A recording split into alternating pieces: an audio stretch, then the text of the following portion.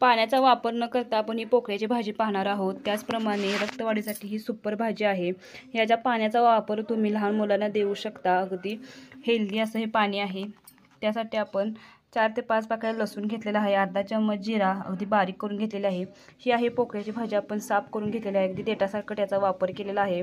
तुमच्या ह्याला इथे काय म्हणतात ते जरूर कळवा कमेंटमध्ये। त्यानंतर तेलामध्ये जिरे लसूण अगदी छान परतून घ्यायचं। त्यानंतर आपण जी साफ केलेली भाजी होती ती घालून घ्यायची। आता हे छान परतून घ्यायचं। आता थोडंसं आपण चवीनुसार मीठ घालायचं। आता ह्या मिठामुळेच आपली ही भाजी शिजते। ह्या मिठामुळेच या भाजीला पाणी सुटतं आणि त्यामध्येच आपली ही भाजी शिजते। अगदी 5 ते 10 मिनिटात आपली भाजी तयार होते। अगदी झटपट भाजी आहे, जरूर करा आणि अगदी हेल्दी आहे।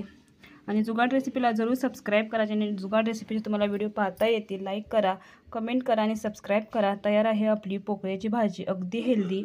लहान मुलांना जरूर